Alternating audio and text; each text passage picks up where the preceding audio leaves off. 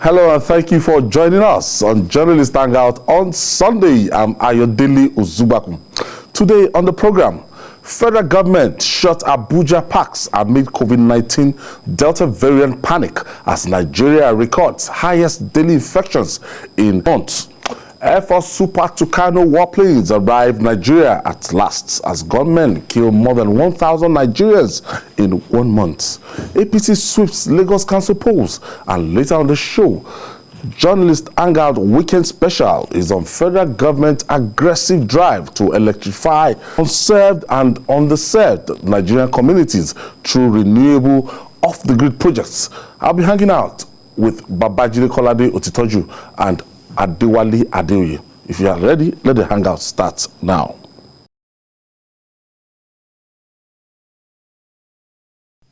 Thank you for staying with us. Let's begin by saying congratulations to our own analyst at Journalist Hangout, Wale Adedayo, on his election as chairman of Ijebu East local government area of Ogun State. Babajide, Wale Adedayo, former chief press secretary to Governor Benga Daniel of Ogun State and a prominent member of Journalist Hangout here, one of our analysts.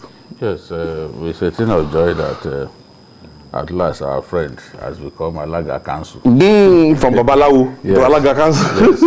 Babalawo as much. That's Babalawo himself. Babalawo. Alaga Council is here. Yeah. And the good thing is, Oladun Joye Kato was also chairman of this same local government. Yes, and he did excellently well. Yes, I remember. So Wale Adedayo has his job cut out for him. You know, he has no reason to fail, and we'll be supporting him with our prayers and our advice. Sometimes I mix your name together. Yes. Adewale Adeoye. Wale Adedayo. Yeah, we worked together in the Guardian newspapers in the 90s. Wale Adedayo is a very thorough person, and he's versatile. He's experienced, and I believe he has a very strong network locally and internationally. I believe he would put this into good use as the chairman of that local government. So we are watching him, and I have confidence that he will make us proud. Congratulations, one of our own, Adewale Adeoye from that Ijebu East local government area. A good number of our colleagues here on this program have gone on to do big things, to serve their country. Ismail Omikudon, chief press secretary to Osun State Governor. The governor never knew him from Adam. They never met. It was on this program that he saw him. Yes, he liked this analysis, and he said, and he was told that he's from Osun. So he sent for him and gave him the job. He never knew him. Great guy. At all. Great guy. You know, and there are many. Sunday Dare appeared on this program before. Is that the Minister of Sports? He's Minister of Sports. Dakwaru Ajoyi. Yes. It's now SSA. The governor of Ondo States. So many of them. Obadewe too served here. Eshomomo. Eshomomo served the Ogun State Governor. So it's a program that has blessed us in many ways. That we can't even recall. You know, all of the ways that this program has blessed us. And well, thank God. We'll keep doing our best. All right, moving on now. In the wake of rising insecurity across Nigeria, the Department of State Services, DSS, has warned Nigerians against public display of wealth. The Deputy Director of Security Enforcement of the Secret Service in Kwara State, Paul Odu, said show of affluence in public usually attracts the attention of criminals and kidnappers and bandits. He explained that these are not the best of time to show off in the country due to the current security challenges. In this, what the DSS was referring to, let's share some videos of recent obscene display of wealth by Nigerians with you.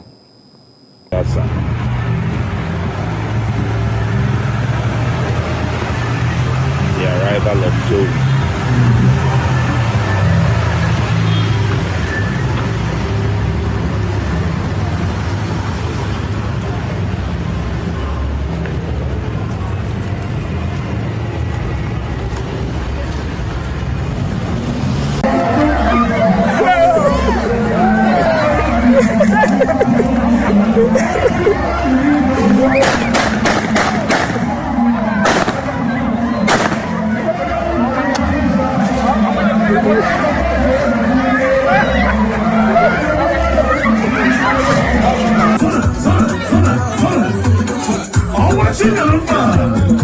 C'est Stephen Harris. On va on the wheels.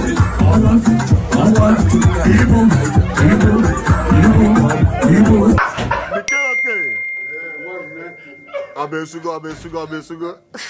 Hey, ego amaka. Abo ego nkịtị ọ na-emegheri. Ya afọ ifeta n'ọla.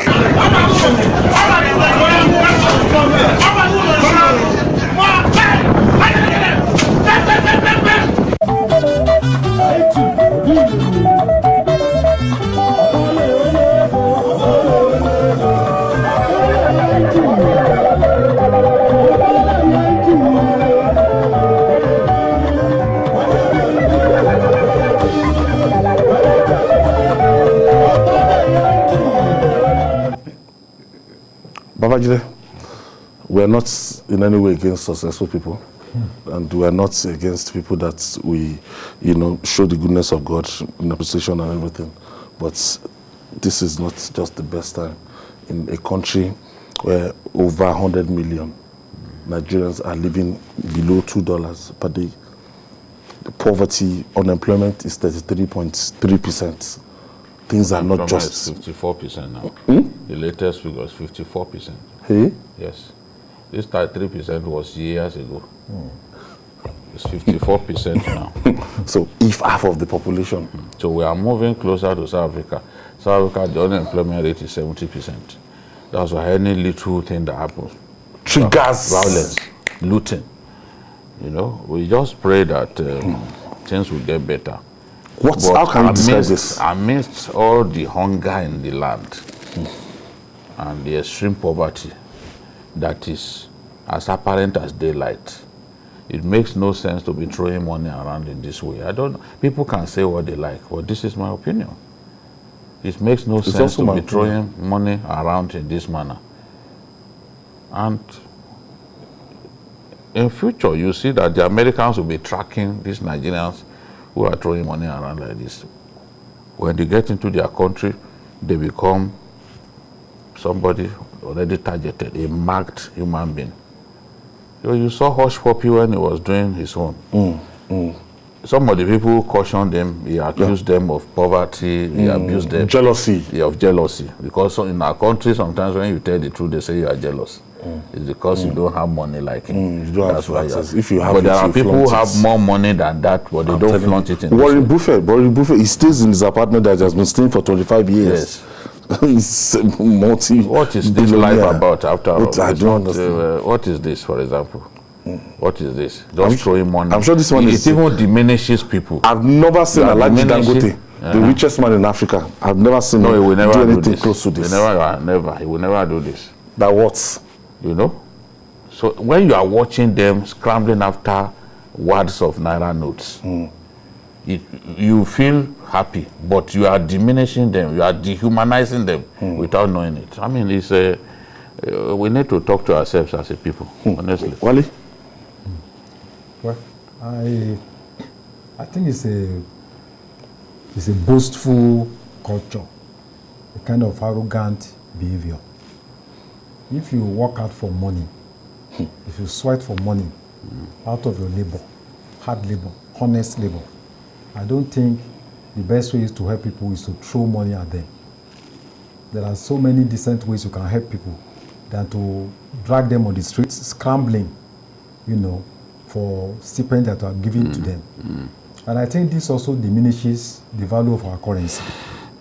Because for people who value their currency, it's a national symbol. No, people throw dollar. They throw dollar around like that. Yeah, but they do it abroad. They hide to do it abroad. Oh, no, of course. Yes. We are talking about Nigeria. They do it openly. It's an offense. But it's even an offense in our country. Yes, it's not that we don't enforce our laws. It's a national symbol. Spraying money and people stepping on money currency is against the laws of the land. And you go on internet. If you are doing this in your closet, no problem. I don't have any problem with you. You go on internet, you come online, you want to show people. Look at this. This is supposed to be a fight between two adults.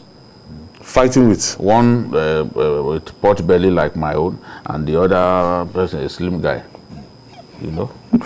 Now, for the generation that are already into money ritual, money ritual, yahoo, that people don't learn. They don't want to wait to learn proper jobs again.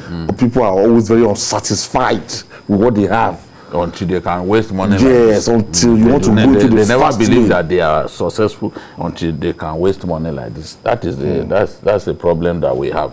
And if you ask all of these boys, their role models are not hardworking people.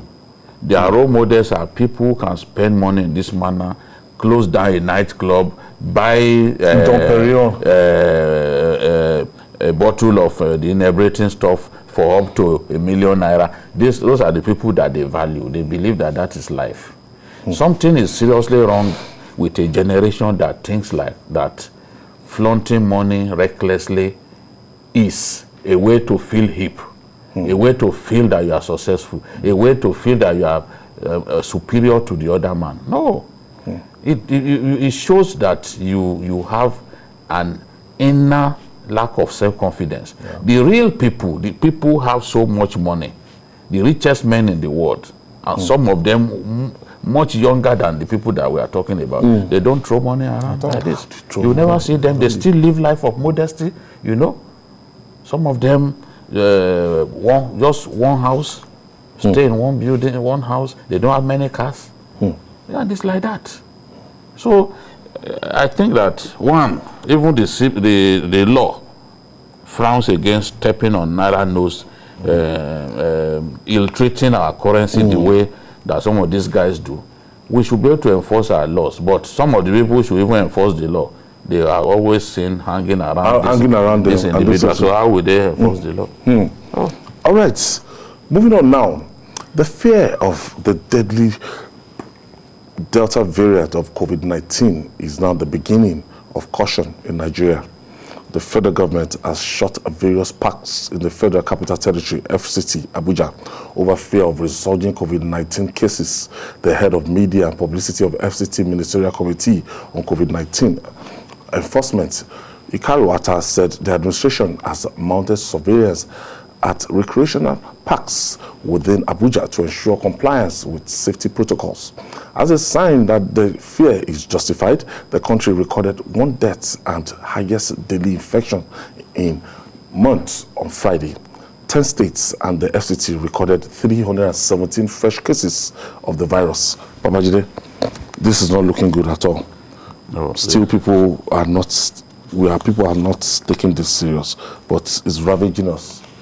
It is, and I think 317 fresh cases in 1 day, the highest in months, should alert us that there is a trend. Such. Yes, and it's a dangerous trend. There is a surge of this highly transmissible variant of COVID-19, and we have to be very careful. And you know, the most dangerous part of all, the most dangerous reality in all of this is that even these figures do not reflect reality at all, because 13 states, according to NCDC, 13 states have not been sending any report to the NCDC, and they have not been testing at all. So if they had not been testing, and we are coming up with 317, if those 13 states that represent close to half of the Nigerian states, if they begin to do testing, definitely the figure will be higher than this. So we have a situation in our hands that will suggest to any discernible fellow that this virus is running far more rampant than we acknowledge, because they are not testing. In the last 6 months, testing has gone down drastically. For example, between January 10 and April 11, we recorded 735,573 tests.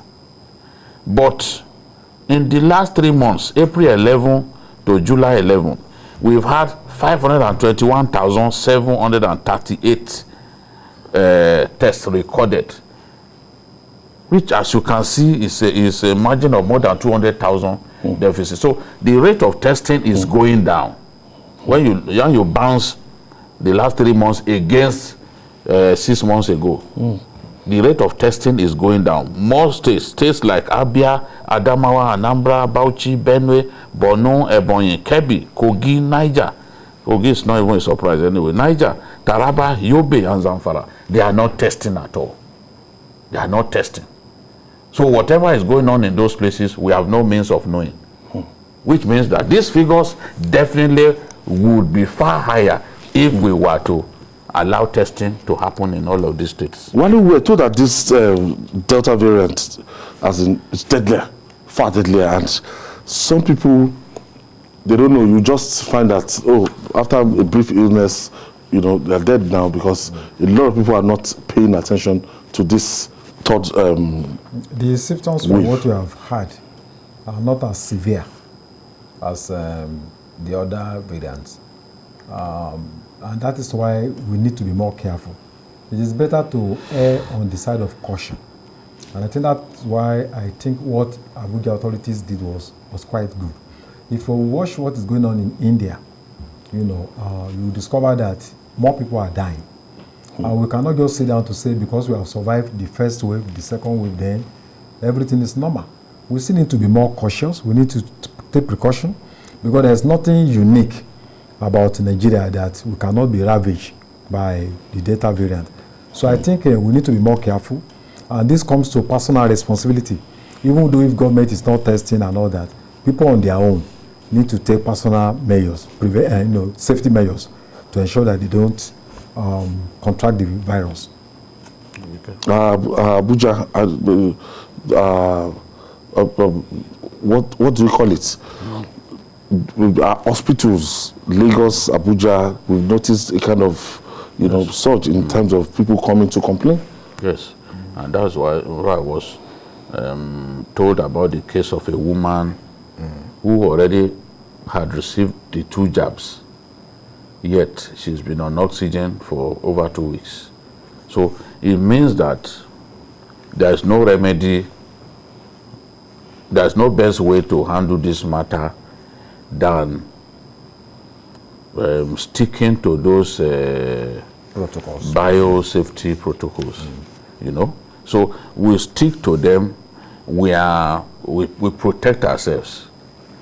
When we are going to public functions, where there are going to be many people, then we use the face mask. Then you don't have to shake hands with people. You see President Buhari and other people, when they meet, they don't shake hands. It's just arm-to-arm greeting. No. Nobody will say you have not greeted them, now. But we still embrace and do all sort of things. Parties are still overcrowded. People believe that this thing has gone for good. It has not gone. It has not gone. We just need to be responsible and take this disease seriously before it kills all of us. And when you look at how people will tell you that because of the poverty in the land, poverty rate, that they have to go out, they have to go about their daily chores, and you find out that people still don't observe the non-pharmaceutical interventions that have been laid down, these procedures that have been laid down by the government. People need to go out for survival. But why do you have to take the risk? Because the most important thing is your life.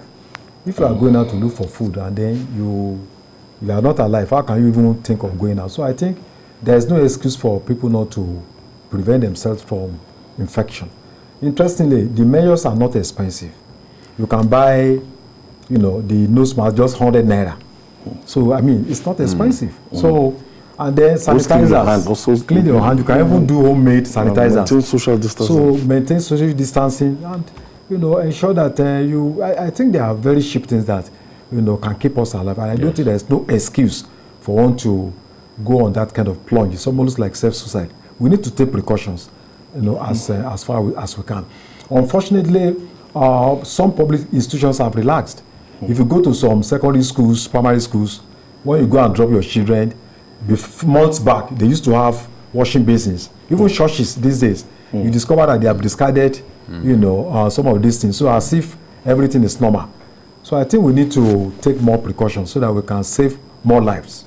I think the responsibility in some countries is now in your hand. Yes. The United Kingdom opened officially July 19th, and they are placing the responsibility in the hand of individuals and saying that, look, we've done our best, that COVID-19, I think, is just part of our life now. It's looking like diabetes. We can't pray it away. It's looking like tuberculosis. It's looking like sickle cell anemia.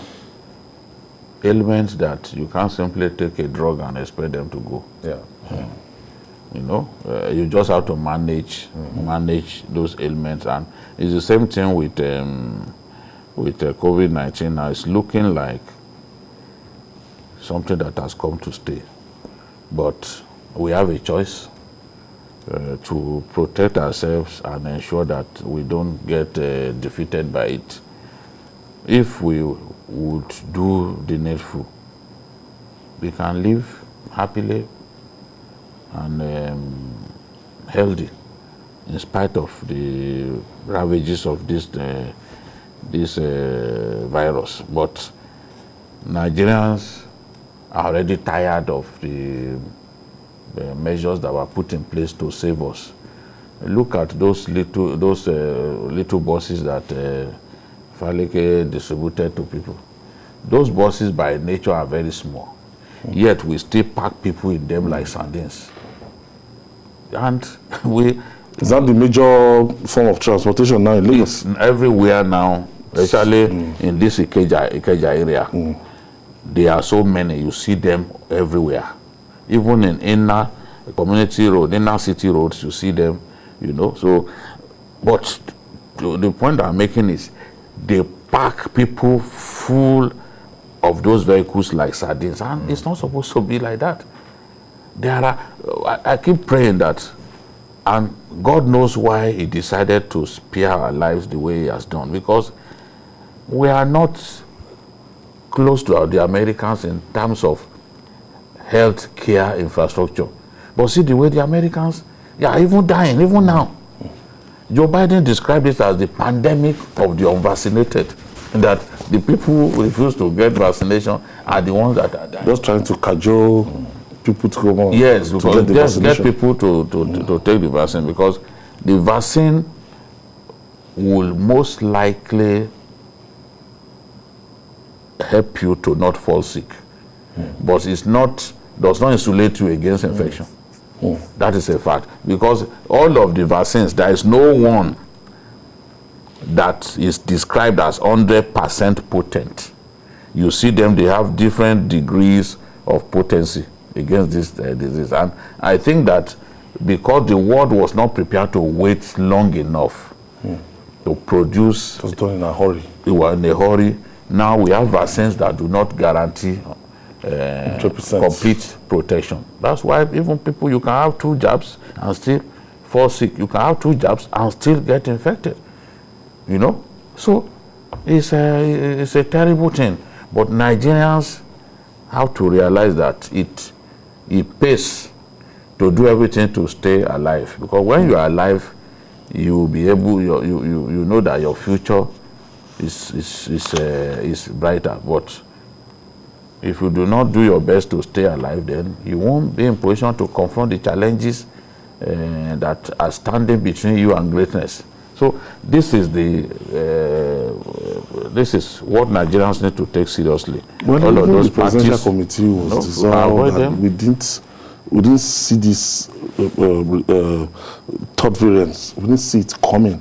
As in, even the federal government of Nigeria, there was this tendency that, look, okay, everybody, we're getting kind of relaxed.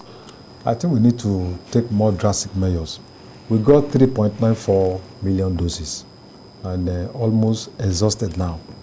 And if we are talking of Delta variant, are we sure there is not going to be another variant in the next few months ahead? So our scientists in the academic community, the Minister of Health, they need to look for local initiative. I know there was a report about the Nigerian vaccine, but we are not sure of when it's going to be clinically tested that we can be acceptable to the world. But we need to begin to think of our own local solution, because like Babagide said, this problem is going to remain with us for a very long time, and I don't think we should keep on depending on other countries for solution. We need to look for local initiatives, get our scientists to do more research so that we can find a permanent solution to this challenge. In the next few months, we may have some other variant that may be different from this particular species. So we need to really work harder, at the level of the Ministry of Health. I'm worried about the rate of infection in some of the countries that Nigerians love to go to. America, the UK, after the India, yes, India, Brazil, South Africa. I'm even talking about countries that we saw it go down. Suddenly, there's a spike now, and these are countries that Nigerians go to a lot, like the UK, for example. The UK has the next bus stop. I don't think that there's a country, maybe apart from Dubai, that Nigerians like to go to, like UK. But you have a situation in which it's gone up, maybe because of the tournament that was organized. And, a lot of them inside Wembley, they were not wearing any mask. They were just reckless and jubilating. Okay, the head media publicity of FCT Ministerial Committee on COVID-19 Enforcement, that's Ikaro Atta, is with us now. Thank you for joining us. Thank you very much, our wonderful big brothers there from the TVC family. Thank you, my brother. How is it going? Well, thank God it's tough again, getting signal that we may come to the trenches. This problem appears to have returned, and on Friday we saw frightening figures suggesting that this thing is rising again. We had more than 300 cases, the first time in months that we've had fresh cases that high. What kind of challenge does this pose to you, especially in the seat of power, having to get people to begin to respect those biosafety protocols again? Thank you very much. From our own end, Abuja and Lagos, I'll call them twin brother in the issue of COVID-19. They are key destination for arrival point for many persons who are coming into the country. If you look very carefully, you will observe that most of the flights are flying into Lagos and into Abuja, and some of them who are even coming in have some connecting flights between both cities here. So for us in the city, it presents a very big challenge, particularly at the time when some persons are already having what we term a COVID fatigue. If you watch what happened yesterday in Australia, I think in Sydney also, persons are going out on the street protesting that they cannot go into further lockdown, resisting what Bob Marley called resisting against the system.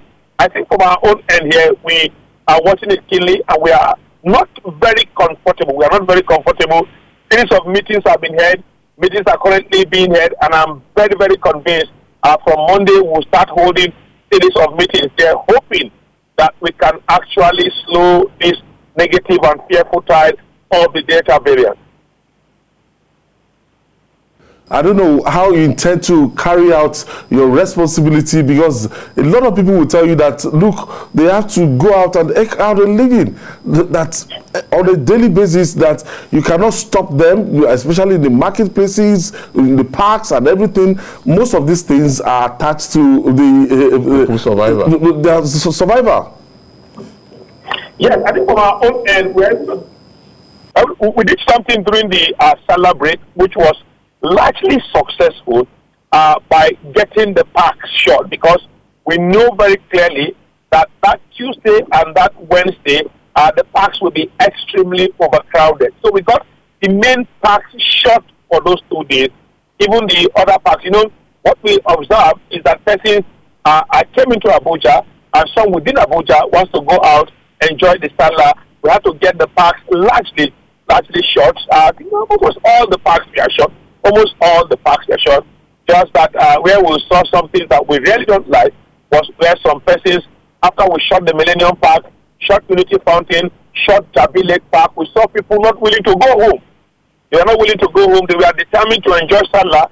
So they gather in nearby open spaces like trees in their thousands. And on that point, you can't chase people from actually staying where they want to stay within the city here. That one, we did that one during the Salah, and it was largely successful.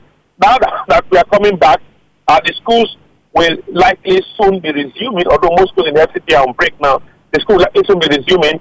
We'll have people who may likely not want to put on the face mask, who may likely not want to use sanitizer, who may likely not want to even have hand washing points. So I believe strongly, which I said during several meetings with the steering committee as well as the minister office here, that if we can enforce the issue of the health protocol, that will help us more, because to lock down the city, to lock down the nation, for me, it will be very, very devastating, because we can't, I don't know how we'll manage now to go back to palliative policy, which we know how it ended during the NSAS and the kind of perception the public had about it. So I believe enforcing that. But what I think is also cardinal is to actually go into intense advocacy so that the people will own the process. And also, one very important group I also share that we must engage and re-engage are the clerics. They are too essential to this process, because as far as we are concerned, if you look at the vaccine, when the vaccines came in here, some persons did not take it. And when we did our own survey, many did not take it because of the position of their religious leaders on issues of COVID-19. So many stayed away from it. And that similar survey in all the states shows that the reason why it wasn't taken largely had to do with the issue of religion. And most times, when COVID-19 suffers severe setback, from all the surveys conducted, religion plays a very key and sensitive role beyond some other political suspicions here and there. So we need to engage the clerics from both monotheistic faith, Islam and Christianity, very much, get their buy-in. Like what we did during the Salah, we got the buy-in of the leagues of Imam and Ulamas. So throughout the mosque period, we saw real compliance in most of the mosques in the FCT, although in few areas in the far suburbs, there was very poor compliance, but in the city center and satellite town, we saw heavy compliance. So I think we need to engage the clerics and engage them more this time. Well, yeah. How is your relationship with the law enforcement agencies in terms of enforcement of COVID-19 protocols? No, it's really very beautiful. You know, our team, the COVID-19 enforcement team, has men drawn from every agency under the supervision of the police commissioner for the FCT. That is very key in our team. You have personnel from the police, very large number, personnel from the DSS, personnel from immigration, personnel from civil defense, personnel from the Abuja Environmental Protection Board, personnel from the, the NDLEF in our team. It's a full-loaded, even the Amak Marshal, we had a full-loaded team. So I think it's all about, we are the only one or two of us are the few civilians in the team. The rest are all security personnel. Not worried that churches appear to have simply brushed aside these safety protocols?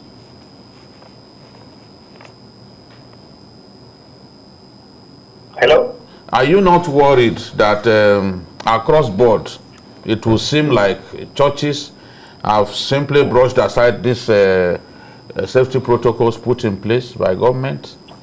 Yes, I think let's give it to them. If you look at the churches, the one I observed this morning around the city, because even tonight you could observe joining you from my car, because I've been going around, says the Orthodox churches, if you go around, there is still heavy compliance in the city center. When I say heavy, I mean very heavy compliance.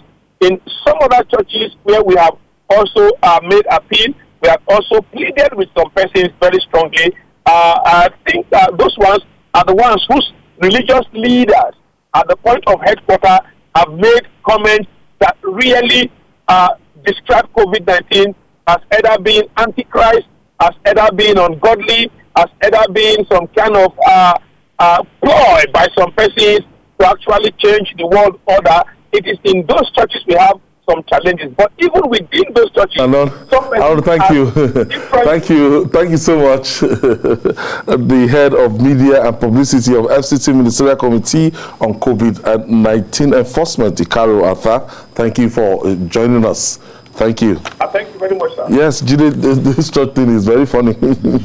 Because when Daddy Gio has declared, or our general overseer or our founder, if he has declared in church that, look, this is a ploy for the Antichrist to spread its propaganda, or your body is the temple of Christ, if you get this thing, that you are bringing something to yourself, and a lot of people, they've been in that position. If they have 200,000 members across the country, you are short of 200,000 members, almost 200,000 members, because these people tend to comply with to whatever that the GO says. Absolutely. Yes, it's not just that the GO, church leaders generally, even for church leaders who do not have more than 100. I'm not referring to one person. But that is the way a particular church leader is addressed. No. When you say that, everyone would think you are referring to Baba. No. And Baba has been very dignified. This whole thing is not happy that a lot of the programs cannot go on the way they used to. For example, you can't do the monthly vigil, what they call the Holy Ghost service. You can't do it, but because the president is yet to lift the curfew that begins 12 midnight to 4 p.m. Yes, it's yet to and 4 a.m. And as far as that curfew is in place, you can't do a vigil. So I know that he's not happy about that, but he also realizes that, look, the Bible preaches that we respect constituted authority. So, and whatever is due to constituted authority, you give to him. Your taxes, your obedience. So he is very careful about that compared to some other church leaders who have been abusing the government and behaving as if it's the Nigerian government that brought COVID-19. This whole thing. Whereas in big countries of the world, even when Trump wanted to say churches, go back, there were church leaders who told him, no, we will not go back. We will not endanger the lives of our congregation. They refused to listen to Trump. They saw that he was trying to use that. Well, they're not even forgetting that some churches, look at the visuals we are seeing now, look at how they're keeping to the safety protocol. We must give it to some churches across the country. Look at the way they are seated, look at the nose mask, look at the distance, and this is not like as if this is the maximum capacity they can get the auditorium, but there's a way, there's a way. There are many faith institutions that still keep to the protocol, and even some organize their vigil online. I think Redeem does that, so it shows that not all of them, share the same perspective that there's nothing like COVID-19, but for the few that think there's nothing like COVID-19 and all that, I think it's not the correct perspective. Because even when you read the holy books, God warns us on several occasions that when there is a plague, you stay away, you stay at home, and take all the normal protocols. We just hope that at the end of the day, we'll be able to just keep to the protocols, safety protocols, and when people are going out, always remember to wear your face mask and everything. It's something that we have to live with, and as you said earlier, this it's looking like it has come to stay, like malaria fever. Or diabetes. That's come to stay. There's nothing we can do about that. All right, moving on now. The eagerly awaited and game-changing A29 Super Tucano warplanes are finally in Nigeria. The Nigerian Air Force announced the arrival of the jets in Kano from the United States. They were received by the Minister of Defense, retired Major General Bashir Magashi, and service chiefs, with reports that 1,031 people got killed across the country in June alone. Underline that. Nigerians can't wait for the eventual deployment of the warplanes and change in fortune of the war against insurgency and banditry. Zamfara State with 275, Kebbi with 93, Niger State 91, topped the chart of killings across the country last month. Babajide, just in June. Before we talk about these killings, let's talk about this Super Tucanos, and they are around now. And I know that before their arrival, what we've been deploying our small resources, and we've been fighting banditry. Yes. But a lot of this war were just underreported or not reported at all, best to the knowledge of the Nigerian military. But they've been deploying what we had, and they've been killing bandits and fighting bandits. Right now, this is like a stealth Tucano warplanes. It's going to go a long way, 6 of them, to boost that fight against banditry. Yes, banditry and Boko Haram insurgency. Because I'm sure they are not going to be deployed against bandits alone. In fact, the original goal of bringing them was to fight Boko Haram. As at that time, banditry had not... We never knew that banditry would become greater than Boko Haram. Honestly. Now, when I saw Kebbi, 88 people died in one day. I remember that day. So I'm not surprised that Kebbi had that number. 88 persons were killed in one day. So Zamfara too, 275 in 1 month. I'm certain that it's greater than that, because the rate at which bandits have been killing people in Zamfara is really worrisome, especially in the local government of the governor, Maradun. Been killing people in those areas as if people don't matter, as if human beings are just as worthless. The lives of human beings are as worthless as that of ants. So we've looked forward to the receipt of these Super Tucanos. We had sent out pilots to train on the Super Tucano. We sent out technicians to train on the Super Tucano. The Americans have been here to help us build the hangar where they will be kept. So we've been preparing for this for so long.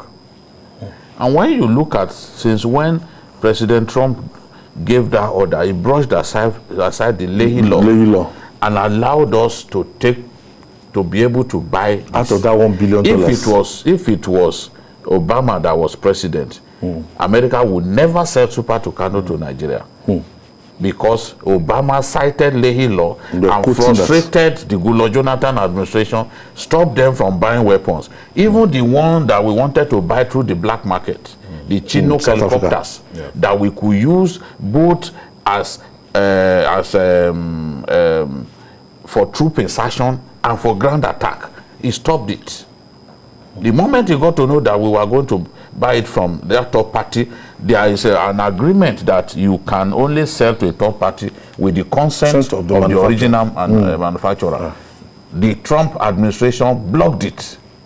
So Trump frustrated our efforts to defeat Boko Haram early, because at that early stage, if we had deployed all our resources, our strengths, Boko Haram will probably not exist till this day. So this is what we've been waiting for. Very small. But it took Trump. Yes, it's just for one. What is important is not the size of the aircraft. It's not the size, but it is the weapons that it carries. Yes. Now, those you can see, that is where is munitions, is bombs are hung. If you have a very small aircraft that can carry a 2,000-pound bomb, it's good enough. The damage that 2,000-pound bomb can do is monumental. So it's not the size. It's a small propeller aircraft with just a pilot. So it will be small. Even the F-16s too are not big. The F-16s, they are not big. You know, so it will still do the kind of damage that we want it to do, because the advantage that this warplane has is the precision, the precision with which it delivers its munitions. So, and that precision is what we need. Because when an airplane flies low, sometimes it is because it wants to be sure that the weapon that it delivers his target and maximum causes impact. maximum damage.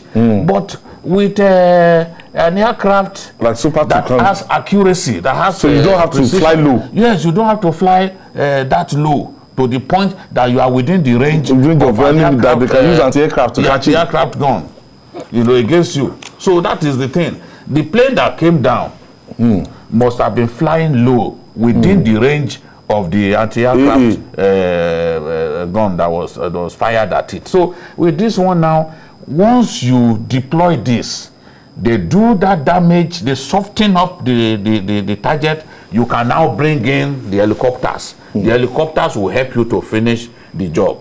So that is for me, that's why I said I would prefer that we get more of those helicopters. Like the because Apache. I can tell you that the Apache, I'm not sure America will sell Apache to us, but the Apache, if you get the Apache, for example, you can be flying in Ibadan and destroy a target here in Lagos. 120 kilometers. Yes, its range is within that. So your life of the pilot is safe because it's not You don't need to go near the enemy before deploying his weapons. That's the advantage that these things have. America, they are now these days they concentrate on all those stealth fighters. You won't even see them. Your radar won't pick them up. But it won't stop them from delivering damage. The F-35, for example, you won't even get a chance to shoot it down. Wally, I'm happy that the war against banditry and insurgency with these Super Tucanos, it's like it has gotten a boost. Yes, I think first of all we need to, like Babajide has said, the capacity of A29 Tucano is amazing. It's one of the fastest area combat machine with about 560 kilometers per hour. And like Babajide said, precision guided bombs can be delivered. And what that means is that if you are operating in an urban area, you can choose your target and you are going to minimize civilian casualty. And then it has 20 mm cannon that can fire 360 rounds per minute. And then we have cannon like a machine gun. Yes, that can fire 350 rounds per minute. And then there are 12.7 mm machine guns that can fire 3,000 rounds per minute. And then the combat radius is 300 nautical miles. It has air-to-air missiles and air-to-ground missiles. So I think Nigeria is good to go. It can find its own range on its own, and then it can capture the movement of troops from far distance, relay the picture back to the control room, so that then it can give cover to the ground troop, so that when it does its own damage, the ground troop can move in. So I think it's going to be a game changer. However, there are other conditions that the operating environment, because fighting insurgency is not just about air alone. The ground force, intelligence gathering, then the remuneration and welfare of officers, the morale of the fighting force, then training. So those things are very important. But I think there should be a kind of a change in narrative in the next few months from what we have been able to secure. And the good thing is part of the package includes training and even spears. So that we need the spears so that we can change spears constantly, because the more you fight, the more you need to freshen up some parts of the aircraft. So the good thing is that the package included all of that, and our people have been there, trained. Our technicians have been there, so we also gathered that good to go. The last 6 because it's a light aircraft. If the surface is hard, it doesn't need an airfield. It can land anywhere. Just land on hard surface, and then you can then pick whatever it wants to pick. I said the last batch. Yes. We arrive at somewhere before the end October. of the year. Before the end of the year. 6. So give and take. Maybe just before, let's say before the end of the year. Now this by the time you have 12. Yes. These ones, we are hoping that they will be inducted sometime next month. And when they are inducted, they can go into battle Immediately they've been inducted. The Air Force has not announced to us when they will be officially inducted. I know that the president will be there, you know, by God's grace, will be there as well. So we can't wait for this induction ceremony to happen so that this airplane can go into battle. Yeah. All right. I don't know. Maybe we are connected. We are going to be joined by retired Group Captain Sadiq Shehu, joins us from our Abuja studio for more insight on this. Thank you for joining us, retired Group Captain Sadiq Shehu. Yes, from our Abuja studio. Now Hello, good afternoon. Okay. Good afternoon. What's the advantage of this A29 Super Tucano warplanes will be to our war against insurgency and banditry? Why is this such a game changer? Thank you very much. Yes, when you are talking about military aircraft, I always like to draw analogy with a housewife that is married to a very rich man. If you go to her kitchen, for example, you will see different sets of knives. You will have the one that is for cleaving, the one that is for filleting, the one that is for boning. That is to say, for every task, she has a knife that she can use. It's the same thing. If a wife is not well endowed, you will find her with only one knife, which she will use. It's the same thing with military aircraft. There are different kinds of military aircraft. Apart from the dual classification of fixed wing and helicopters, even within the fixed wings, you have fighters, you have reconnaissance aircraft, you have air ground attack, you have air superiority aircraft, you have air interdiction aircraft. For a country that is well endowed, it can afford to buy for its air force every type of aircraft for every specific mission. However, the reality is, for economy and technological things, countries mostly in Africa, they can only use what they have. They cannot afford to have everything.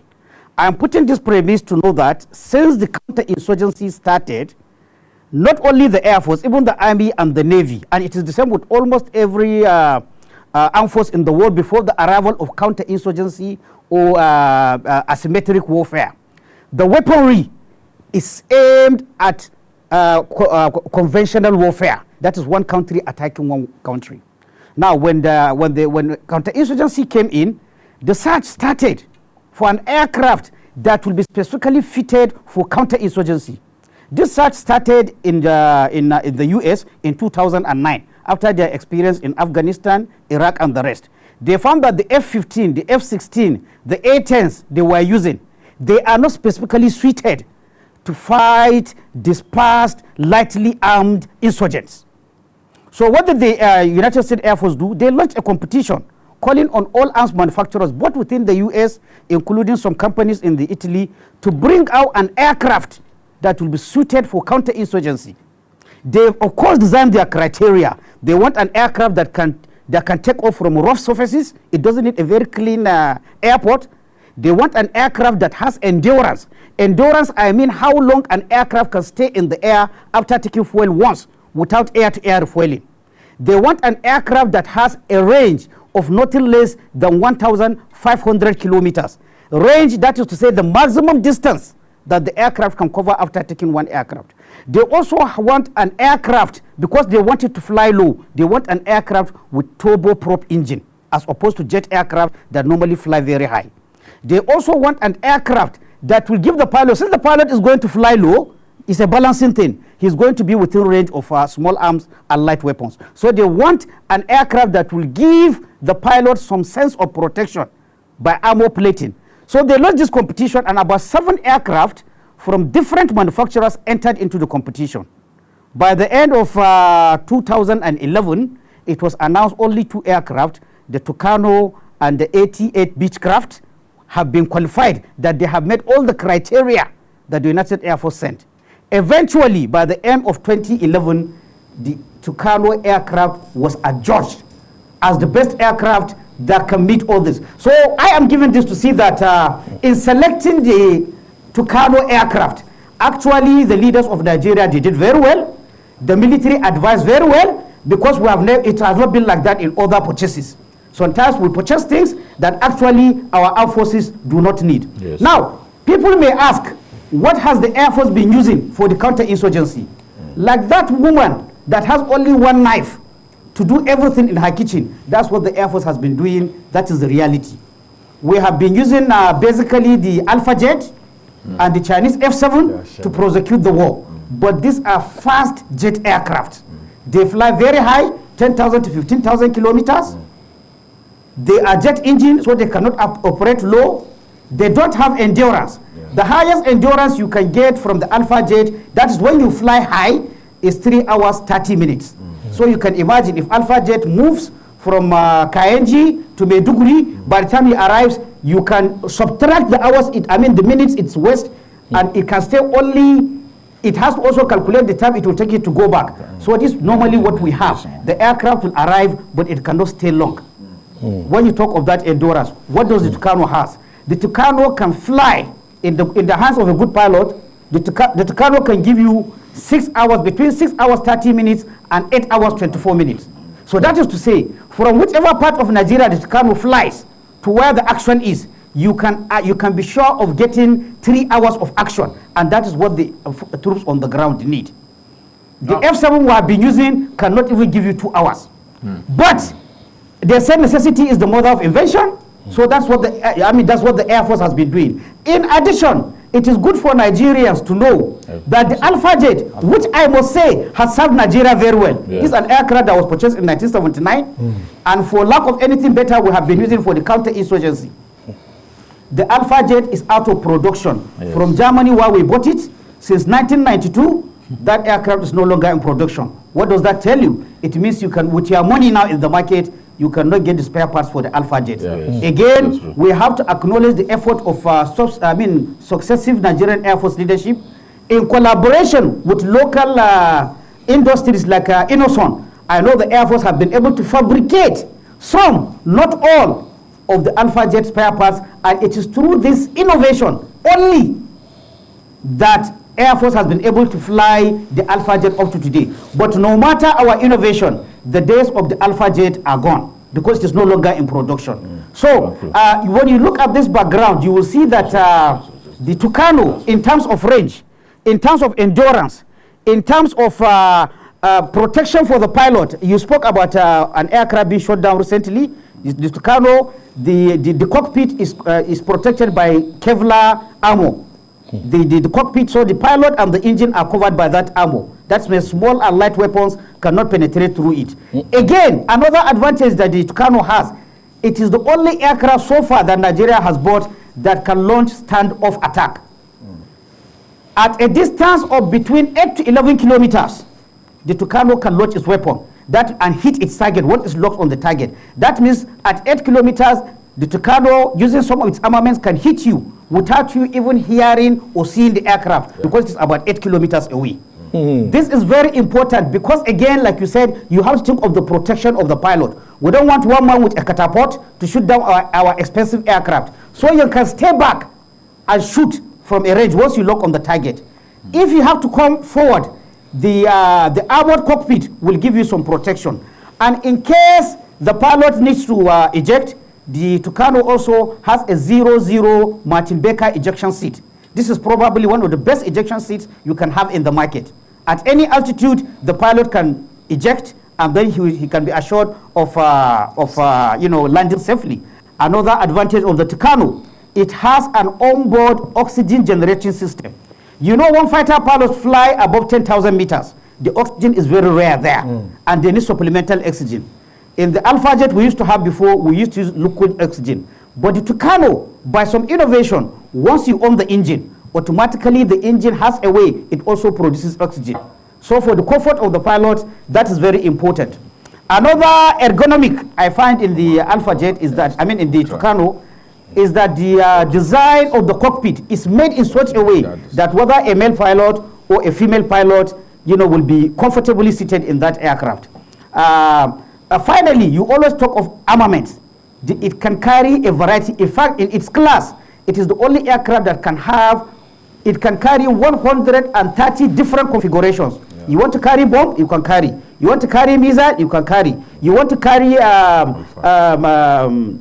rockets, you can carry. You want to carry machine gun all the hard points. It has 5 hard points that can carry these weapons. So in general, we can say if we are able to have the pilots and that can fly this aircraft to its maximum level, if we are able to have the engineers that can adequately keep this aircraft afloat, I think the buying of the Tucano is a very reasonable thing.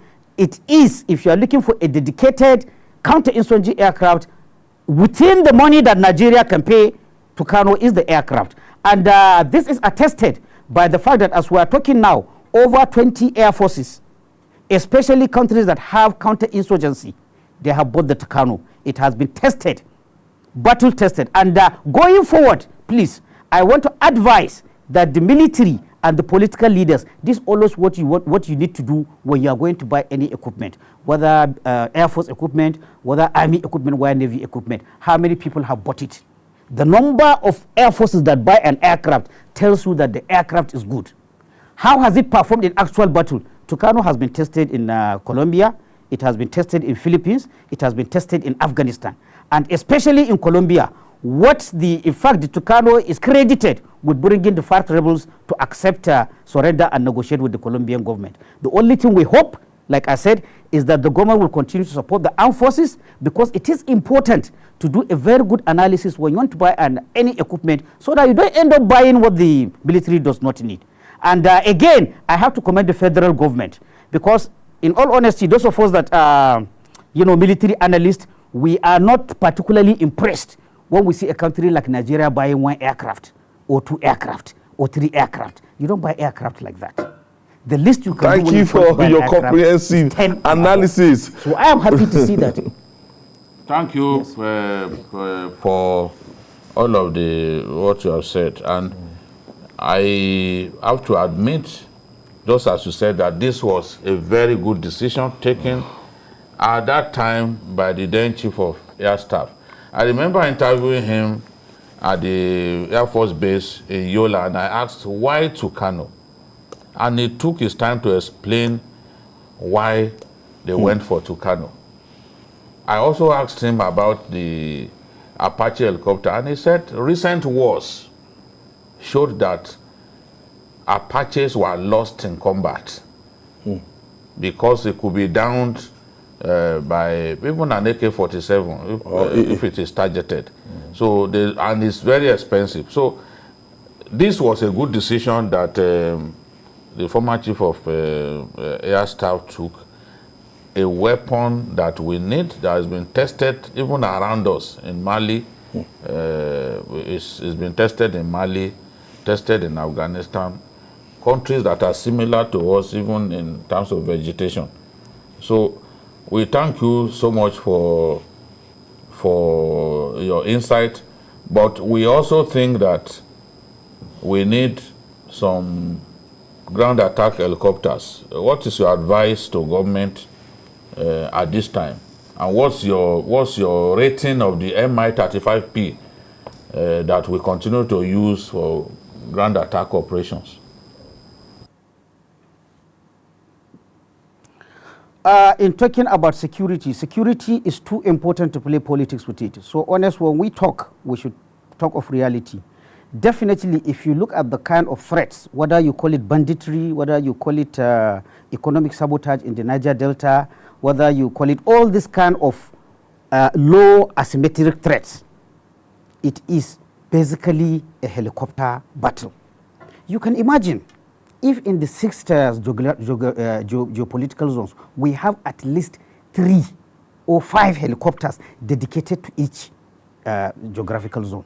What we are having now, whenever there is a problem, is an aircraft or an air asset that is taken far away that will have to fly to that area. Our reaction time is too long. It is too long because the reality is that we have very few helicopters. I don't want to be indiscreet to say how many helicopters we have, but the number is too embarrassing for the size of Nigeria, for the kind of challenges we are having. We need more and more helicopters. You call the Russian aircraft. Not only, even again, like I said, I made analogy of knives having different sets. The helicopters also have various capabilities. There are helicopters that can fly only in the daytime. There are helicopters that can fly both day and night. I think we should look for having night capability so that our forces can fight 24 hours 24 hours a day. Right now, our night flying capability is very, very low. We have, I think, well, I don't want to say, but we have very few aircraft that can fly in the night. We need more helicopters, not only helicopters, we need helicopters that can fly day and night. Our troops have to be able to take the fight to the enemy day and night. Even resting, encourages an adversary to continue his fight. If you deprive him of sleep, I bring this when I like to call them the contractors were brought from South Africa towards the end of the Jonathan administration. What led to their spectacular success was what they call relentless pursuit. They had the capacity to pursue these people day and night, so that the sleep they want to do and wake up invigorated, you deny them that sleep. Sometimes it is out of sheer tiredness that a terrorist will stop. After fleeing, pursue, but you cannot do that if you can only fight in the daytime. We need to have flying capability. Something, please allow me to add one very interesting thing about the weaponry of the Super Tucano. It carries the most advanced precision, because you talk of precision. Precision, we need it, because if you remember, unfortunately, we have the accident in Ran. We have some accidents in Zamfara. We even have some accidents in Niger Republic where collateral damage occurred. So again, in such circumstances, where the enemy hides between civilians, whether it is bandit, whether it is Boko Haram, you need a precision. The advanced precision kill weapon system, which Nigeria ordered to be added to its own aircraft, is very effective in that. How do you know that a weapon is effective? In military terms, there's what we call circular aero probable. Circular aero probable, you look at an area like a circle. The APKAWS, which the Tucano carries, has a circular probable of 0.5 meters. What does that mean? If you shoot any weapon that is designed under the APKWS, if you shoot 100 of them, 50, at least 50, will land within a circle of 0.5 diameter. That is very accurate. And that's what you need. Because much as it is ideal to avoid completely collateral damage, the reality of war is that collateral damage cannot be wiped out completely. There will always be somebody at the wrong place at the wrong time. You will never have a field day where this place is saturated with only Boko Haram or with bandits. You may, but it's not likely to happen. So when you use this precision kill weapon system with 0.5 circular aero probable, you can be sure that what you aim is what you are going to hit. For example, 9 houses are in a cluster. With this APKWS, you can decide to pick only one house where you think the bad guys are, and then you will hit it, and you can be sure. Because again, the technology includes what is called small diameter bomb. Small diameter bomb. It's like you want to make a very small hole. Instead of carrying a very fat nail, you use a chisel, which will give you just what you need. So I think this is something that we need to know. And finally, please, before I like to go out, I would like to ask all Nigerians, both those in government and not in government, to always make an analysis. Nigeria is not a rich country. If you don't make analysis of what you are going for buy for the armed forces, you may just fall into the trap of a dealer that wants to sell some useless aircraft, and you will end up having your armed forces having equipment in numbers, but not necessarily what they need. The way the decision was made to go for this Tucano, I want such decisions, such analysis to be done. And in this case, both the members of the executive branch and the members of the legislative branch, as well as the military leadership themselves, they must be able to advise. They must be able to have experts that will tell them, this thing, do we need it? Because if not, you will end up buying something that you really don't need. Thank you very much. Thank you so much, Captain Siddiq. Retired Group Captain Siddiq Shehu. Thank you. Thank you so much. Now Nigerians that they've heard so much about Super Tucano coming in. Now from Captain Siddiq, you can now know everything that you needed to know about everything has been broken down. There's a big takeaway from that. The honesty to go for the right weapon. Yes. And something that's why, in my view, here Marshal Sadiq Baba Abubakar is a Nigerian hero. I described him as the best chief of air staff. He's an ambassador now? Yes, ambassador to Chad. I describe as the best chief of air staff of his generation. The best I have seen. And one of these big decisions has really profited our nation. You can see the way the Group Captain Siddiq analyzed this was the sort of perfect size, what we needed. warplane that we needed, you know. It is fuel efficient. It can be airborne fighting for hours on end. You know, it does not guzzle aviation fuel like a lot of the Soviet era warplanes. All those MiGs. Somebody sent a message to me that why don't we buy MiGs? They may be very strong physically, but they consume a lot of aviation fuel. The world is moving away from all that. Because of maintenance. Yes, so now we have something that we need, but there are still other things that we need. We need drones. With the drones, we don't need they are unmanned area vehicles. You don't. The life of your pilot is not in danger. To go and do surveillance. And drones are made these days that are run on solar. Run on solar. They will be airborne for hours. Some can even be airborne for a whole month. They are making such drones now. So, just as he said, the Americans during the Gulf War, they were bombing the Republican Guard of Saddam Hussein around the clock. They denied them sleep. So by the time they wake up, they are not even ready to fight because they are weak. Yeah. So this is small but mighty. This is good catch. It's a great step taken, and we are waiting to see the impact. Impacts. That's the word. Impacts.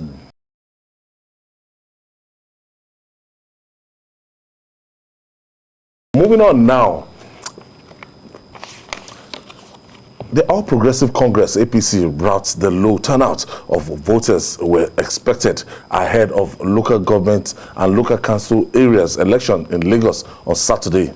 So it has been, according to the results released by the Independent National Electoral Commission, that's LASEC, APC, has swept the chairmanship and councillorship seats in the polls. Let's share some announced results and reactions with you. I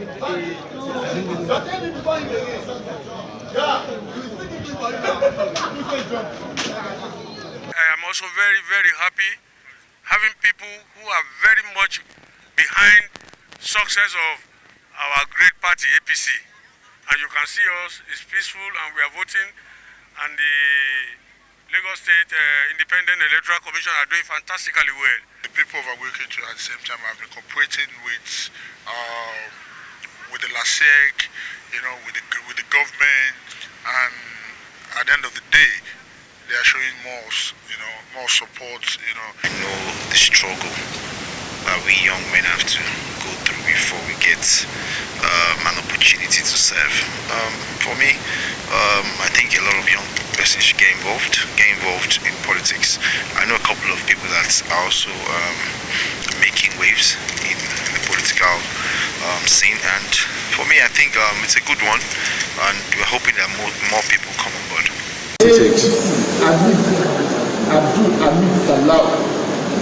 Cost 9,456 votes.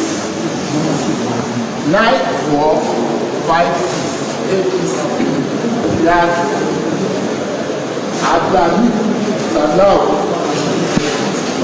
All Progressive Congress is hereby declared the winner of the chairmanship election of Sokoto local government.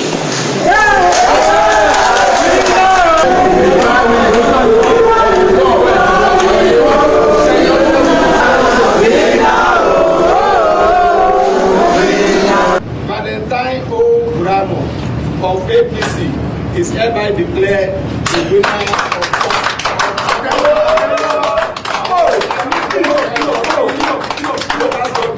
having compiled with the requirements of the law and scored the majority number of votes. The affirmation is hereby elected and returned. The APC candidate, in the person of Mr. Olatunde Samson Folorunsho, is thereby declared the winner of the 2021 local government election. Odunbaku Olusegun David. Party acronym APC. Total votes in figure 8,965. That's Odun Baku Olusegun David of APC. He's hereby declared the winner of the chairman election of the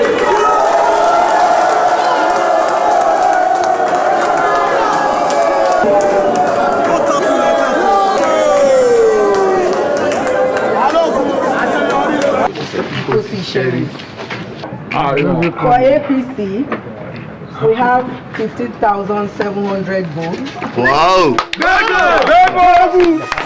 Calm down. And for PDP, we have 1,400. And YPP, we have 75 votes. Accord, we have 178 votes.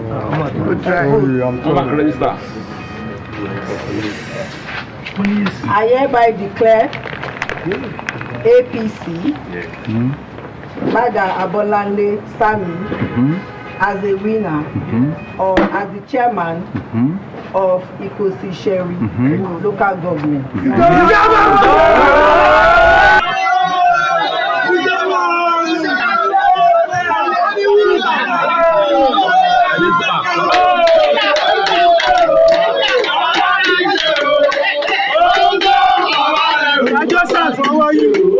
As the returning officers of the Sonya, Ward B, Sonya, I hereby declared Honorable Oguntoyibo Ismail of APC as winner of the councillorship elections. Having complied with the requirements of the law and scored the majority number of votes, the aforementioned is hereby elected. The 2021 local government election in Lagos State and also in Ogun State, I was informed earlier that the All Progressive Congress also won the 17 local governments. And Jide, this is it. We're done and dusted. The July 24 local government election in Lagos State. We have a new chairman and we have returning chairman. But the bottom line is that it's another clean sweep for the ruling party. Yes, that's what we expected. That's what we predicted. We also said there will be low turnout. As Nigerians have seen, the turnout was embarrassingly low. Something must be done to get the people more involved, especially in elections at the grassroots level. I don't think that this kind of low turnout is of benefit to anybody. We need to get the people at the grassroots involved in these elections so that they can have a say in who governs them. And parties have a big role to play in mobilizing people to vote. It's unfortunate that these days people will say, what do you have for me? Even to come out on election day to vote. That kind of political culture has to change. People must take elections seriously. If you do not get involved in how your leaders are chosen, then you have no reason to complain. Grassroots, the one closest to you. When those leaders misbehave, when they don't deliver, because your lack of interest encouraged them to emerge in the first place. Wale? Well, I think the important thing is that there was an election. Because some states are not even thinking of election. And there was, it was free. I mean, to a large extent, it was violence-free. We didn't hear cases of people being killed.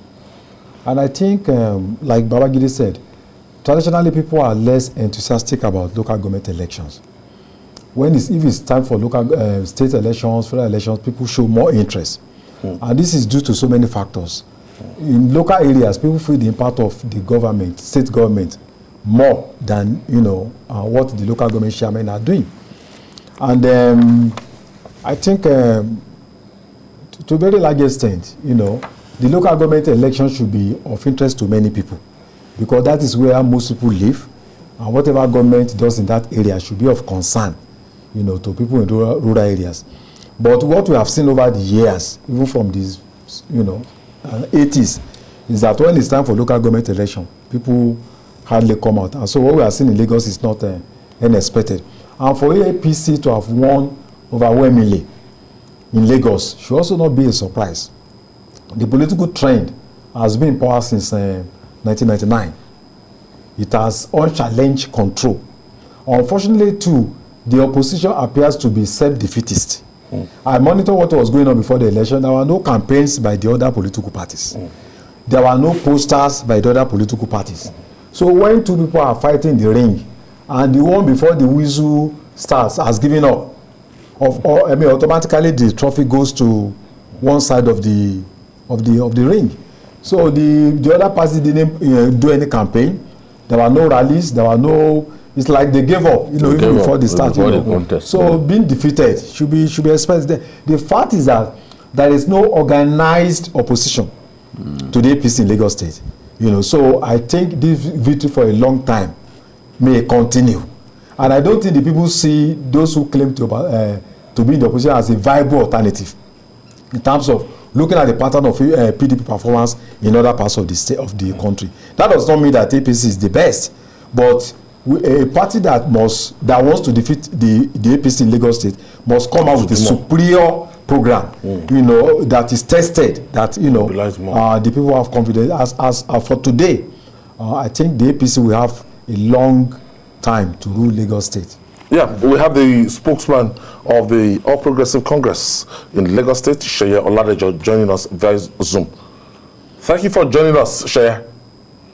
Thank you. How are you doing? Very well. And I say congratulations for your successful outing in yesterday's local government election across the 20 local government and 37 LCDs. Thank you very much. How would you describe the performance of the APC in this contest? Well, I would have thought if Adeoye was to be the spokesman of APC, I couldn't have done a better job. His analysis was very, very apt. When you have an in-depth opposition, an opposition that considered the field before the election, a football match is as good as the teams on display. Clearly, it was a mismatch. And you will find that I would describe that as an unusual election, considering the pandemic, considering the disposition of the opposition, and a whole lot of other things. Actually, it was extremely very difficult, even on our parts, having our usual rallies, having our usual campaigns, because I must say that we're still very mindful of the ravaging COVID-19.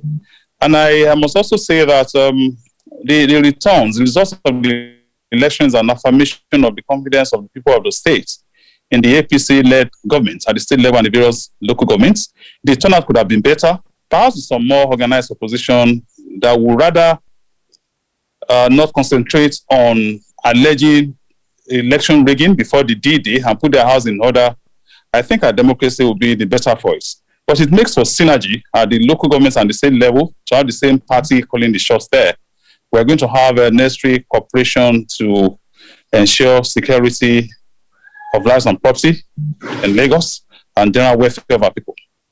Now, talking about this election, the primaries were rancorous in some parts of the state. How has the party reconciled aggrieved persons who felt unhappy about the way the primaries went? Well, it is unfortunate that we had a bit of conflicts in the number of local governments and SCDAs as a result of the primaries. But there are various levels of reconciliation at our party level. So we're able to, the aggrieved were able to avail themselves of the various opportunities for reconciliation. And as you will see, during the elections yesterday, all the interests throughout the local governments and the SCDAs worked together to ensure the victory of the party. So we have a way of reconciling ourselves and going to battle with a united force. And we are very happy about that. And that's what we're seeing in the results declared. over 6 million registered voters you have in Lagos. And if you look at this yesterday's exercise, if you put it together, if you do a kind of total mark of the people, number of the people that actually turned out to participate in that process, don't you think that number is quite abysmal and is a reflection of the disconnection of your local government, previous local government chairman, or returning local government chairman, the disconnection from the grassroots, that people are not just interested, they weren't able to connect with the grassroots through APC? I wouldn't just say the grassroots. I mean, all other states have held their local government elections thus far. That has been the trend, even for the national elections. And I think I would not agree less with you that the political class have to be a lot more, letting people show interest in elections generally, especially the grassroots election, which I will agree is the closest to the people and the most important. We need to let people believe in governance at that level so that they'll be able to participate effectively and be able to have quality representation at that level. That would be good for our democracy, if you ask me. Yeah, what new things do you think Lagos should expect, after this election, especially people in local communities? Oh, definitely. Before now, there's been a whole lot of cooperation and synergy between the state governments and the local governments before now. So definitely that will continue. And I must also say that as a party, we have a duty to keep our various local government chairmen on their toes to address various challenges at local government level, challenges of infrastructure, welfare of the people, ensuring that the manifestos of the party are fully executed at the various levels. So definitely as a party too, we have a duty for cohesion and ensuring that our elected representatives do not derail in the manifesto. So definitely, as we also count down to national elections, that local governments will deliver better on the various programs and projects with, of course, the solid support of the state government, which has been what we've been having in Lagos State in the past 2 years.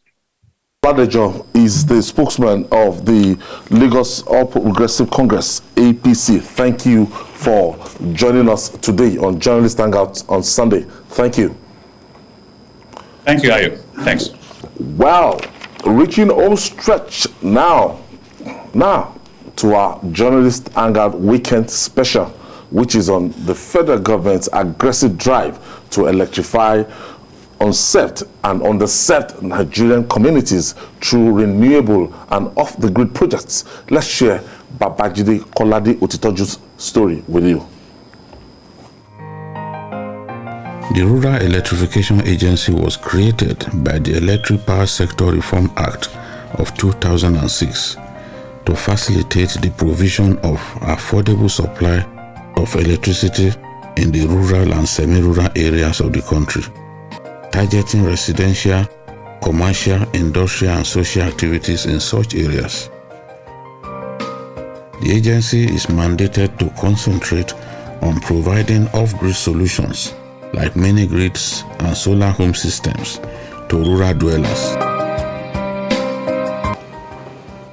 Before the advent of the Muhammadu Buhari administration, not so much was being done by the Rural Electrification Agency. Today, in line with the administration's goal to provide access to electricity for majority of the 80 million Nigerians who are currently without electricity in the next 10 years, the agency's projects have gathered tremendous pace. The goal is to deliver electricity to 72.7 million people through the 23,457 power grid projects, 7,882 mini grids, and 14,117 solar home systems. President Muhammadu Buhari is strategically targeting policies and projects in the power sector, including optimizing the on-grid option as primary option for electricity access in the country by deploying renewable off-grid technologies to power Nigeria, one community at a time. The Supervisory Minister for the Rural Electrification Agency, Minister of State for Power, Godi Jedi Agba, on the 30th of March 2021, inaugurated a 60 kilowatt power hybrid mini-grid power plant at the Obudu Mountain Resort and Ranch, in line with the presidential mandate to light up Nigeria's rural communities. You know, the president is very much in love with the masses, and he has given us a marching order that start with what touches the masses first.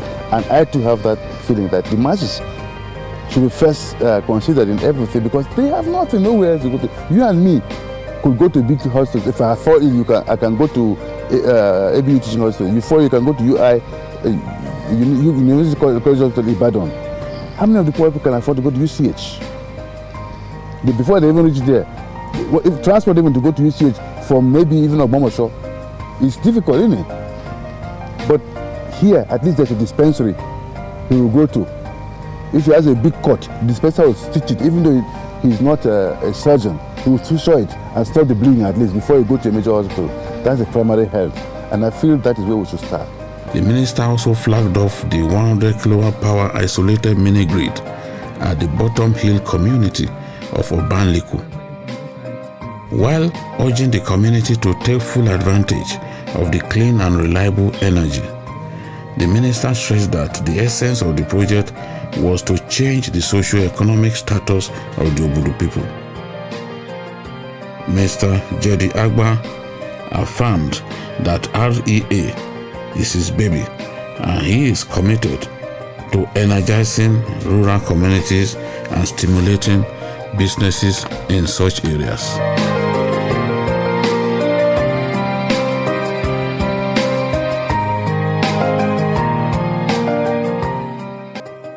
Ahmad Salihijo Ahmad is the Managing Director and Chief Executive of the Rural Electrification Agency, an engineer and advocate of renewable energy. Ahmad is a 2006 graduate of Electrical and Electronic Engineering from the University of Leeds. Ahmad's duty is to ensure that the robust solar power program of the Muhammadu Buhari administration, targeting agriculture, power, health, and other sectors, is properly implemented.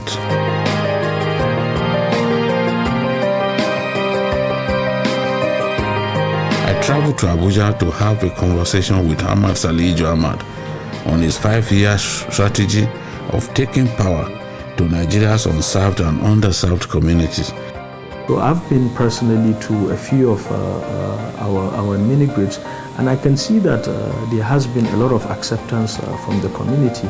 So, and in some cases we have even had them come up with this Rural Electrification User Cooperative Society, where the community itself have a legally binding company that are working hand in hand with the developer to continue to maintain that mini-grid. Under the Energizing Education Program of REA, 37 federal universities and 7 university teaching hospitals are targeted.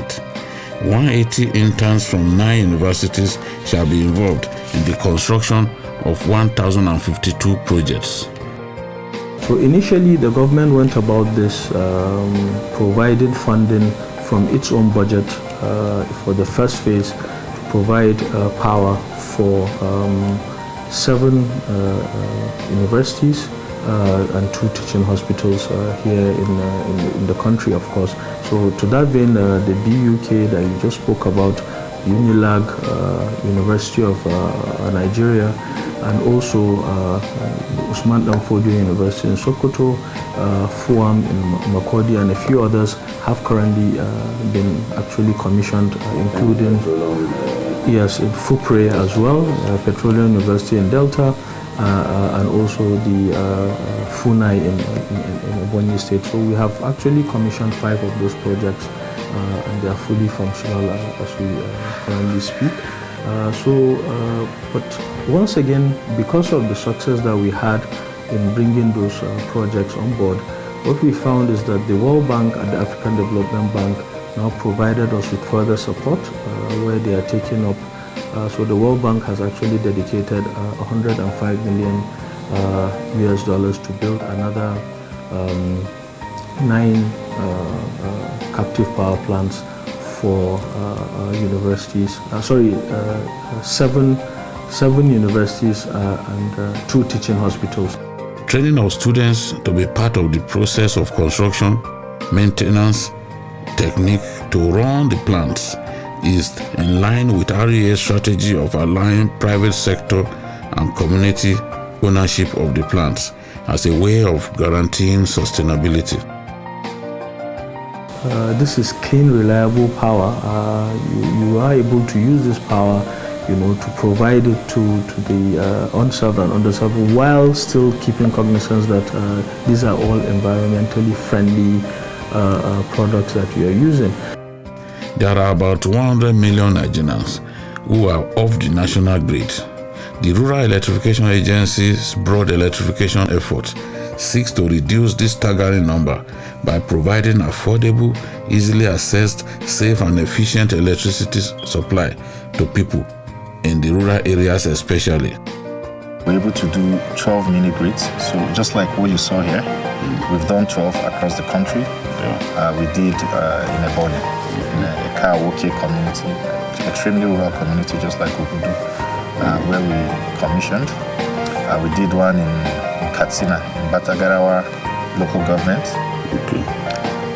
We've commissioned that one as well. We commissioned one in Bauchi. We commissioned another one in Ogun State, in a very thick forest. In fact, we had to drive 60 kilometers into the forest to commission that one in Oloji community. We commissioned another one in Edo, in Adebayo community in Edo. We commissioned another one in Oyo State. The projects are classified into solar mini-grids, solar home systems, solar street lighting, injection substations, and grid extension projects covering all the 6 geopolitical zones of the country.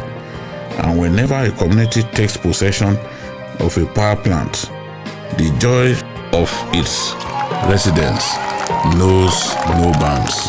Development comes to a community, no matter how small that community is. It rejuvenates the people. It makes the people happy. It gives them greater confidence in the government of the day. Now the mini-grid project that the Minister of State for Power has brought to the Bottom Hill community in Ogudu has made the people happy, and all that they can ask for is more grace and more opportunities for the community to develop. I think the beauty of it is that once the federal government, once they are doing something, getting it right, it's our responsibility to say, look, this is right, this is good, this is impacting people, and it's not our responsibility to just come and talk about insecurity and everything alone, despite the fact that it will always make news. But when you have little things, achievement that people are not talking about, these off-grid projects, these are very, very big projects. It will solve our mountainous 1,052 projects across Nigeria that this administration is doing. Can you please, first of all, before we go further, just break it down so people might not understand what this off-grid project is all about? Yes, off-grid projects are electricity projects like solar, it could be wind, it could even be small hydros.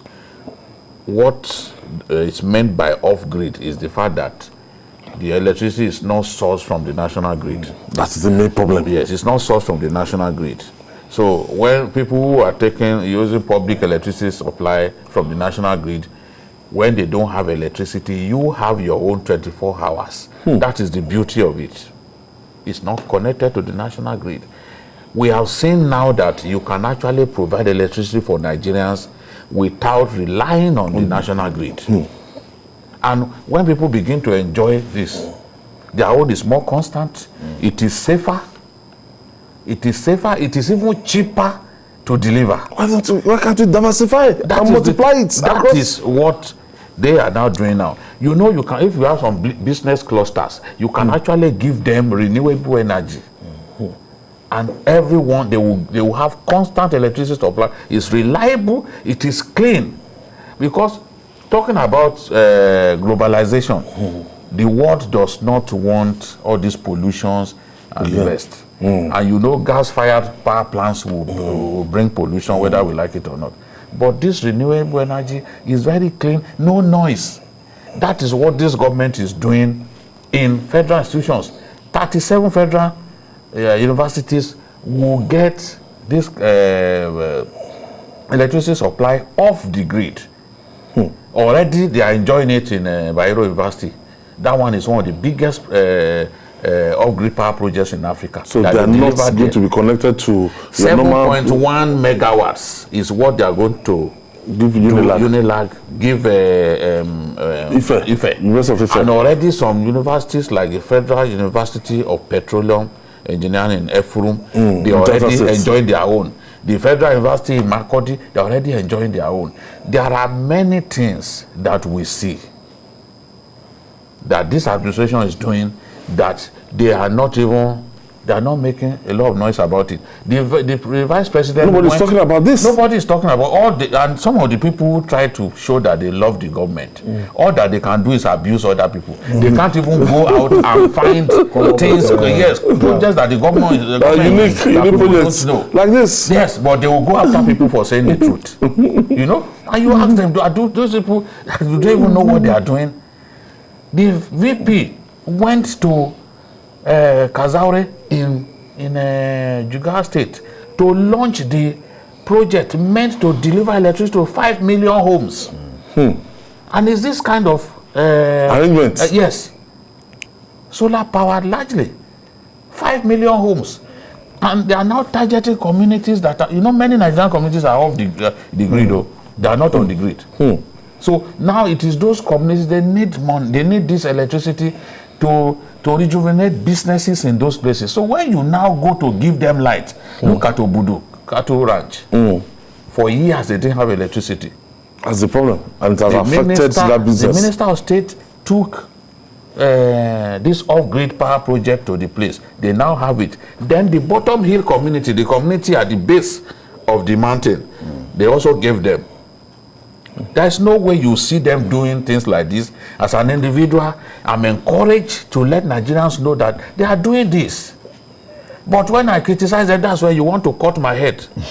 When I say, tomato is this costly, you call me names because you don't know what you are doing. But this is what they are doing. We have to admit that they are doing something good. This is very and nice. If we can sustain this, life, this economy, is the future. Employment, honestly, everything. This is the future. Directly. This is the future. You see some schools like, what's it called? Even Covenant University. Is this renewable energy that they are using? You even said apart from supplying schools like Unilag, they're going to train. They train the students. If you see the visuals, they train the students. When they get to a place, they will train the students. So the students will own the project. When there's any problem, the students can handle it themselves. So they deliver it to you, and then they hands off. They have they don't have enough staff to physically be coming to the people that they have trained. More than 180 students. They are the ones who will now see. These are the people that they are training. They are the ones who will now take over the running. So the community will own the project. They have people within their ranks. I mean, this is very noble by Minister of State for power. That is the supervisory ministry. I mean, it's very laudable. And the president, he said something that the president doesn't like poor people to suffer. That's why the president has said 5 million homes. Those 5 million homes are largely not in urban centers. They are the rural communities, places where there is no. Some of them have not seen electricity in 200 years. They've never known anything like electricity. Now they are going to give them. So it's a good thing. When government does things like this, we have an obligation to let people know that this is what government has done. But when government also fails to do its responsibility, I, as a person, I have an obligation to say you have not done this. Our training. Yes, that is by training. There's nothing anybody can do about that. Wale, this is very nice, and I think I'm happy. When the Vice President launched this program on April 11 last year in Jangile community, Kazauri Emirate, we thought it was, many people thought it was not one of those paper works. This year. But I think, this year. This year. This year. I think months after, we are seeing a lot of something you can really be proud of. And to be very honest, in spite of all the limitations of the state, this is one of the best things that has ever come out of this country. Perhaps in the past 3 decades. Because for many communities, people cannot live there because there's no light. So this is going to reduce urban migration.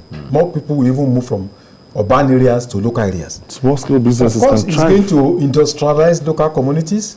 It's going to create more jobs in local communities. It's going to reduce crime because when people have jobs to do, why do they need to go into crime? It's going to improve agriculture because there's a link between agriculture and electricity. So, and of course, this thing is also cost saving. You can imagine how much University of Lagos used to spend on diesel. But with this now, Unilag will be able to save a lot of money. So I think it also reduces the monopoly of discos and gencos. It's a challenge to them.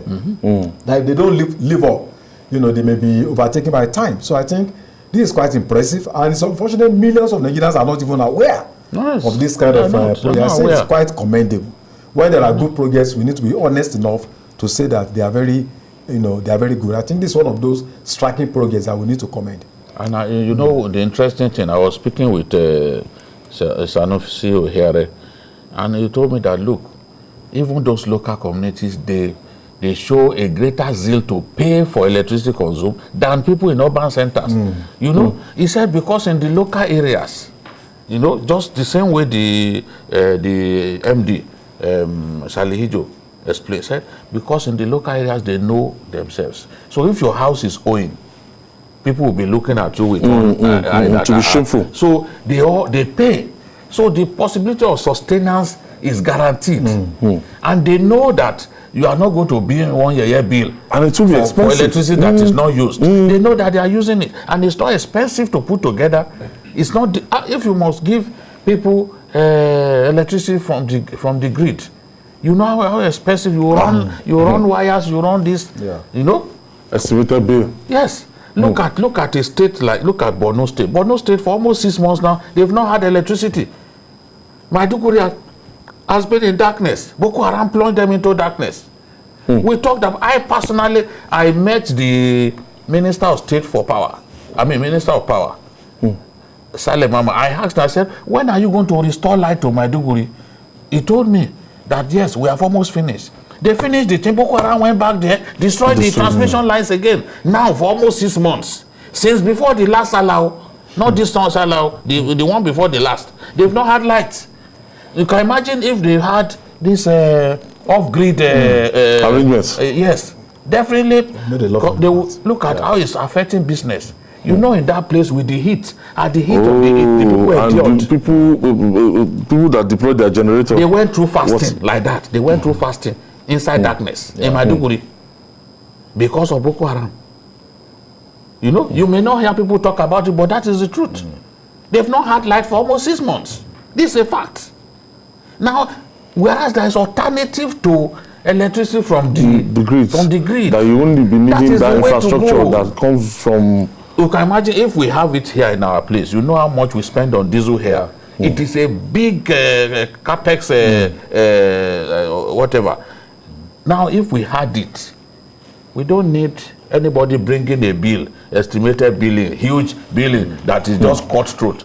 You will see what you are using, your electricity. You see the facility, and you know what you are paying for. This will also create employment. Of course. Youth employment. Of course. It's going to radicalize for the engineers, for the economy of local communities. And it's not restricted to one particular geopolitical zone. It's in the 6 geopolitical zones. So I think it's quite impressive. Quite impressive. I want to say congratulations to the Minister of Power, Minister of State for Power, the guys behind this entire project. And the young man who is the managing director of Rural Electrification Agency. Ahmad Salihijo Ahmad and all his team. Brilliant guys. Yes, they are doing a fantastic job. We want them to tell Nigerians more about what you're doing. We want Nigerians to know. Or someone like me, even where those things, where people do not know that certain good things are happening, we go there. People were shocked to know that the governor of Kano already had a facility for Fulani herdsmen. They don't need to go all the way to suffer themselves to the south. And everything that they need is put in there. Nigerians didn't know. I had to go there. So these good things that will make Nigeria a better place, wherever our government is doing it, we have an obligation to announce it to the world. We don't just come and criticize government. We criticize them when they deserve to be criticized. There's nothing they can do about that one. It's our job. We criticize them. We talk but about that where one. they do something good, even if the people in charge of their publicity are not doing enough to announce to the world, we will help them. We will help them to let the world know that these people are doing this. This is our job. This is what we commit to doing. But to imagine that we will keep quiet when things are going wrong, no. You are wasting your time. If you think that someone like me called Otitoju will sit down and button up his lips when bad things happen, no, it won't happen. We criticize you when you need to be criticized, and we'll be your vuvuzela when we need to be your vuvuzela. When you do something good, I will stand on the mountain top to announce to people that see what this government has done. This is good. Walade. He lives by his name. Truth is the greatest. Wale, thank you for your contribution in the last 120 minutes. Thank you. It's really interesting down here. And Jide, thank you for another wonderful compilation. Yes, Sunday, anytime we are bringing together this Sunday special, it's always very, very challenging. And we are grateful to Captain Siddiq for spicing up. Oh, yes, you actually made this Sunday. The excitement of Nigerians is greater. They understand what's the arrival. We have a killing machine. Yes, Super Tucano. All those bandits come. Do you know that this city bandits came to Marabanjos? You can get to Marabanjos. It's like you have entered Kaduna. Because Marabanjos is after Jaji. So what you can trek from Marabanjos into Kaduna town. They came to Marabanjos. So the earlier we finish them off, the better. They will hear from the super Tucanos and governments. Tucano will serve you the justice. Yes, so we'll take you to your language that you understand. Tucano will speak to you in that language. And that's our offering this Sunday. Join us tomorrow for the regular episode of Journalist Hangouts by 5 p.m. We're on YouTube, youtube.com/TVC News Nigeria. I'm Ayodele Ozubakun. See you tomorrow by 5 p.m. God bless Nigeria.